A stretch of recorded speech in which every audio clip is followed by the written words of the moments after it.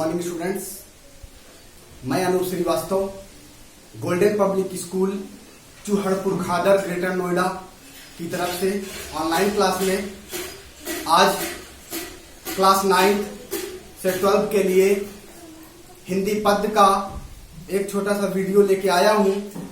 इस वीडियो को यदि हम ध्यान से देखेंगे, समझेंगे तो क्लास 10th और 12th का जो बोर्ड का एग्जाम होता है उनमें से कम 20 से 25 क्वेश्चन हम तैयार कर सकते हैं।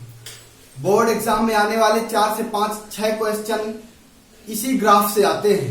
इसलिए इस वीडियो को शुरू से अंत तक देखें और चैनल को सब्सक्राइब करें, शेयर करें ताकि सभी को इस वीडियो का लाभ मिल सके। तो शुरू करते हैं आज का वीडियो।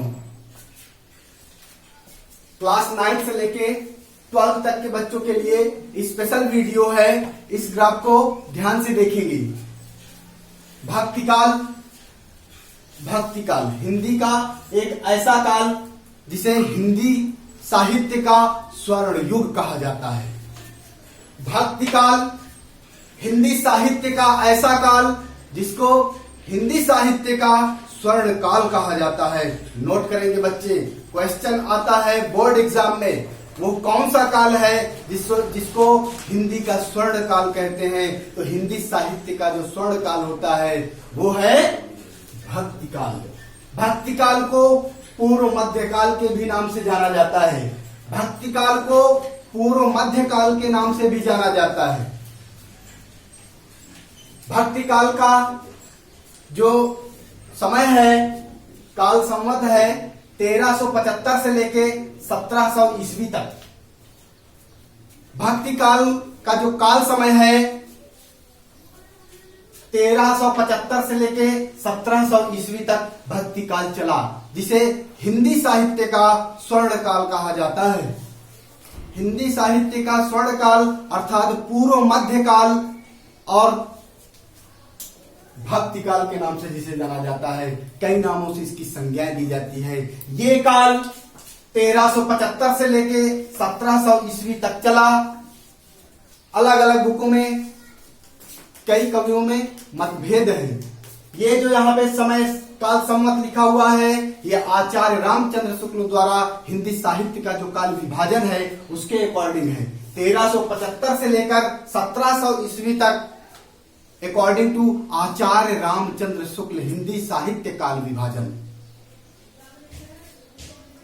अब इस वीडियो में समझेंगे भक्ति काल की दो प्रमुख शाखाएं हैं। क्वेश्चन यहीं से बनना शुरू हो जाएगा। भक्ति काल की दो प्रमुख शाखाओं के नाम लिखिए। ऐसा क्वेश्चन जो है बोर्ड पेपरों में आता है। तो दो भक्ति काल की दो शाखाएं हैं, निर्गुण भक्ति शाखा और सगुण भक्ति शाखा, जिसको निर्गुण काव्य भी कहते हैं और सगुण काव्य भी कहते हैं। निर्गुण भक्ति शाखा और सगुण भक्ति शाखा। यहां पर यह समझना जरूरी है कि निर्गुण भक्ति शाखा क्या होता है और सगुण भक्ति शाखा क्या होता है। निर्गुण भक्ति शाखा, सगुण भक्ति शाखा। निर्गुण अर्थात जिन्होंने ज्ञान और प्रेम को सर्वोपरि मानकर रचनाएं किया है। अर्थात इनका कहना है कि भगवान निराकार है, उसका कोई रूप नहीं है, वो कण कण में व्याप्त है। कबीर के आप दोहे पढ़ोगे तो आपको जो है उसका साहित्यिक अर्थ समझ में आ जाएगा और तब आप जो है ज्ञान को समझ पाएंगे। कबीर ने ज्ञान के बहुत सारे दोहे प्रस्तुत किए हैं। निर्गुण काव्य अर्थात वह काव्य, वह शाखा जिसमें जो है भगवान का कोई आकार नहीं है, केवल प्रेम को और ज्ञान को आगे रखा गया है। अर्थात जो ईश्वर है वो निराकार है, उसको हम प्रेम के माध्यम से और ज्ञान के माध्यम से हम उस ईश्वर तक पहुंच सकते हैं, प्राप्त कर सकते हैं ईश्वर को। तो इसे निर्गुण काव्य कहा जाता है। दूसरा है सगुण काव्य।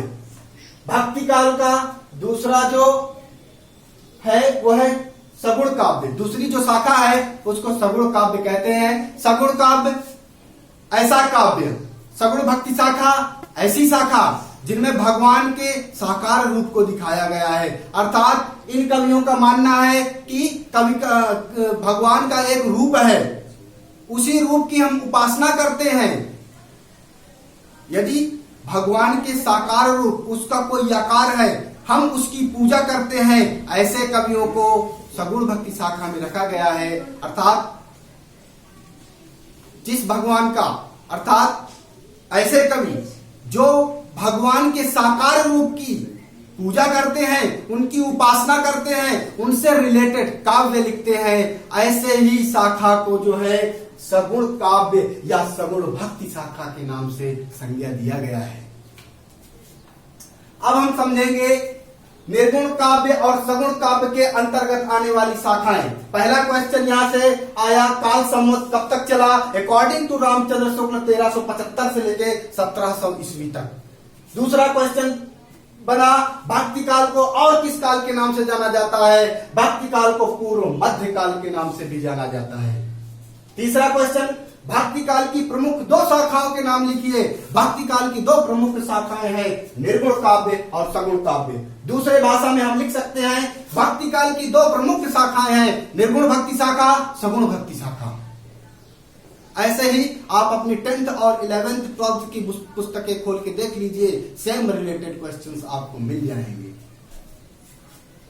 नेक्स्ट है निर्गुण काव्य और सगुण काव्य के की जो इनसे रिलेटेड शाखाएं हैं, अब इनके भी भाग हो गए हैं। अर्थात जिन्होंने ईश्वर को निराकार माना तो वो तो आ गए निर्गुण भक्ति शाखा में, जिन्होंने ईश्वर का साकार रूप मान के उनकी उपासना की है वो आ गए सगुण काव्य में।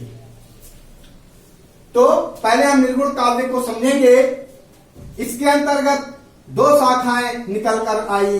भक्ति काल की निर्गुण काव्य शाखा में दो शाखाएं निकल के आई, जिनको कहा जाता है ज्ञानाश्रय शाखा और दूसरी है प्रेमाश्रय शाखा। छठा क्वेश्चन बच्चों यहां से निकल के आ गया आपके जो है निर्गुण काव्य से कि निर्गुण काव्य धारा की दो शाखाओं के नाम लिखिए। तो निर्गुण काव्य धारा की दो शाखाएं हैं, ज्ञानाश्रय शाखा, प्रेमाश्रय शाखा। तो अब हम यहाँ पे एक्सप्लेन करेंगे ज्ञानाश्रय शाखा क्या है और प्रेमाश्रय शाखा क्या होती है। ज्ञानाश्रय शाखा जिन्होंने ज्ञान को सर्वोपरि मान के ज्ञान को सबसे आगे रखा, ऐसे कवि जो है ज्ञानाश्रय शाखा में, ऐसी शाखा को ज्ञानाश्रय शाखा कहते हैं जिन्होंने ज्ञान को सर्वोपरि रखा है। इसके अंतर्गत कबीरदास, गुरु नानक, दादू दयाल और इनकी प्रमुख रचनाएं हैं। कबीरदास की प्रमुख रचना है बीजक और गुरु नानक की प्रमुख रचना है सोहिला। बीजक के संदर्भ में बात की जाए तो बीजक एक बहुत ही फेमस बुक है महान कवि कबीरदास जी की, और इस पुस्तक के माध्यम से साखी शबद रामायणी हम 9th से 12th तक पढ़ते चले जाते हैं। जो बीजक 3 खंडों में बटी हुई है, जिसको साखी, शबद और रामायणी कहते हैं। तो ज्ञानाश्रय जिन्होंने ज्ञान को सर्वोपरि मानकर, जिन्होंने ज्ञान को सर्वोपरि मान के और ज्ञान को ही सब कुछ माना है, ऐसी ही शाखा को ज्ञानाश्रय शाखा कहते हैं। हम कबीरदास के दोहे पढ़ेंगे, यदि उनकी साधारण तौर पर अर्थ पे ना जाकर उसके साहित्यिक अर्थ पर जाएंगे तो हमें ज्ञान का पता चल जाएगा। दूसरी है प्रेमाश्रय शाखा। क्वेश्चन बनेगा ज्ञानाश्रय शाखा के दो कवियों के नाम लिखिए, 7वां क्वेश्चन बन गया। 8वां क्वेश्चन बनेगा ज्ञानाश्रय शाखा के दो कवियों के नाम और उनकी एक एक रचनाओं का उल्लेख कीजिए, 8वां क्वेश्चन बन गया। 9वां क्वेश्चन बनेगा प्रेमाश्रय शाखा से। पहले समझेंगे प्रेमाश्रय शाखा होती क्या है। प्रेमाश्रय शाखा ऐसी शाखा जिसमें प्रेम को सबसे आगे किया जाता है, प्रेम ही सर्वोपरि है, प्रेम के माध्यम से ही हम जो है ईश्वर को प्राप्त कर सकते हैं, ऐसी शाखा को प्रेमाश्रय शाखा कहा जा सकता है। 11वां क्वेश्चन कंप्लीट हुआ, प्रेमाश्रय शाखा किसे कहते हैं। नेक्स्ट अगला क्वेश्चन जो है इससे रिलेटेड होगा, प्रेमाश्रय शाखा को और किस नाम से जाना जाता है। 12वां क्वेश्चन, प्रेमाश्रय शाखा को सूफी काव्य धारा के नाम से भी जाना जाता है। इसी से रिलेटेड ज्ञानाश्रयी शाखा को और किस शाखा के नाम से जाना जाता है? संत काव्य धारा के नाम से जाना जाता है। 15वां क्वेश्चन कंप्लीट हुआ। आगे बात करेंगे 16वें क्वेश्चन में चलेंगे। तो प्रेमाश्रयी शाखा के दो कवियों के नाम, ऐसे कवि जिन्होंने प्रेम को मानकर रचनाएं की है, प्रेम को ही सब कुछ माना है, इस दुनिया में प्रेम ही सब कुछ है, इसके अतिरिक्त कुछ भी नहीं है, ऐसे कवियों को प्रेमाश्रयी शाखा अर्थात सूफी काव्य धारा के अंतर्गत लिया गया है। 17वां क्वेश्चन बनेगा कि सूफी काव्य धारा के दो कवियों के नाम लिखिए, मलिक मोहम्मद जायसी और कुतुबन।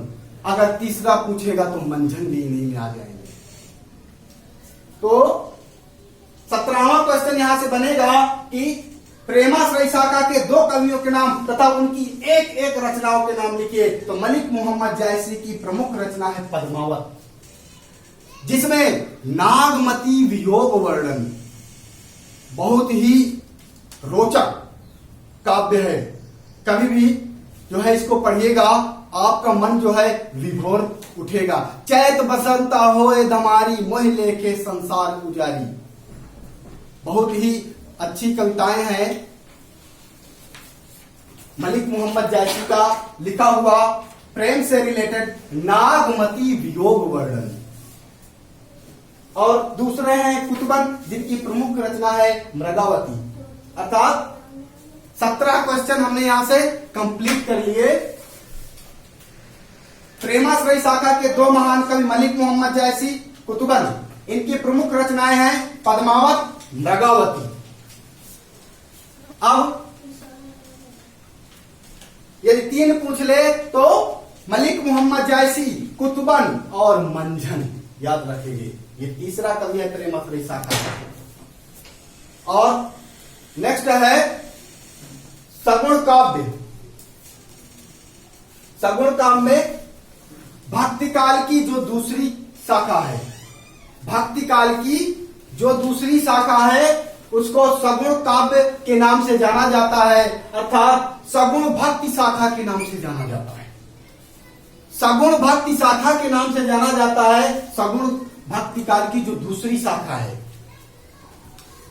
19वां क्वेश्चन यहां से बनेगा कि सगुण भक्ति शाखा की दो शाखाओं के नाम लिखिए। तो सगुण भक्ति शाखा की दो शाखाएं हैं, राम भक्ति शाखा, दूसरी है कृष्ण भक्ति शाखा। 19वां क्वेश्चन हमने यहां से पूरा कर लिया कि सगुण भक्ति शाखा के अंतर्गत दो शाखाओं के नाम लिखिए। तो राम भक्ति शाखा और कृष्ण भक्ति शाखा।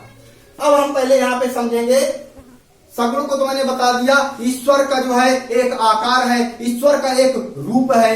इसी से रिलेटेड जो भी कवि आए इसमें या उनकी पूजा की, वो जो है सगुण काव्य की धारा के अंतर्गत आए। इसकी जो शाखाएं हैं, राम भक्ति शाखा, कृष्ण भक्ति शाखा। अब बात करेंगे राम भक्ति शाखा, जिन्होंने राम, मर्यादा पुरुषोत्तम राम को, मर्यादा पुरुषोत्तम राम को, राम की उपासना की है, उनके रूप की उपासना की है, इनसे संबंधित काव्य लिखा है। तो उसे राम भक्ति शाखा कहा जाता है। अब राम भक्ति शाखा, राम भक्ति शाखा के अंतर्गत भी दो शाखाएं आती हैं।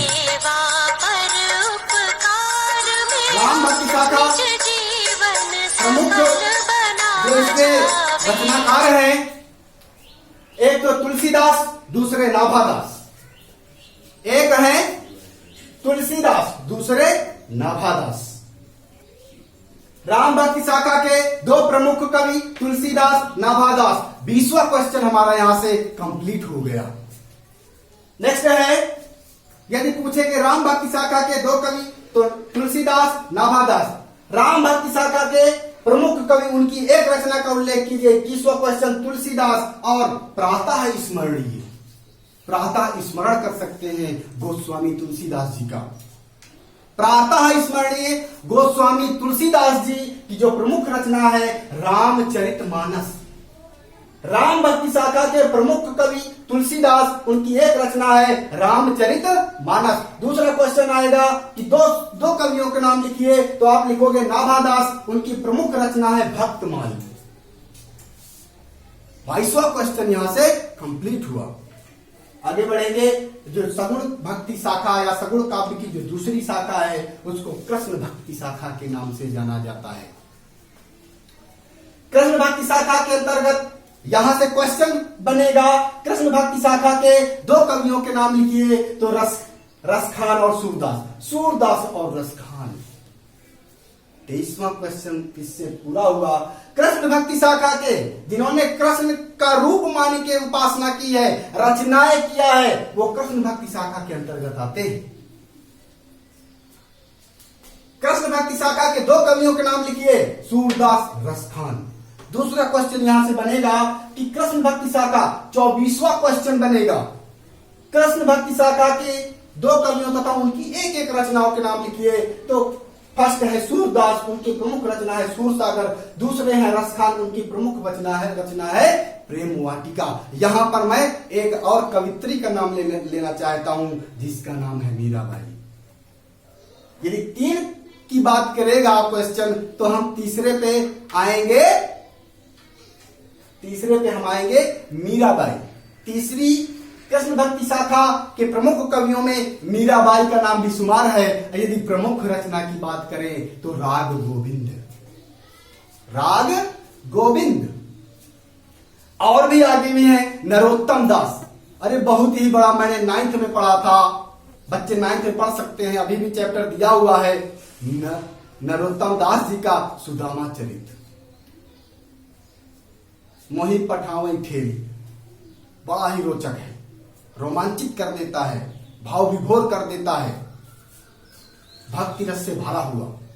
तो आज की इस वीडियो में, यह वीडियो आपको कैसा लगा कमेंट बॉक्स में जरूर रिप्लाई करें। चैनल को सब्सक्राइब करें और रिंग बेल को प्रेस करें ताकि हमारी और रोचक वीडियोस आपके यूट्यूब पर आ सके।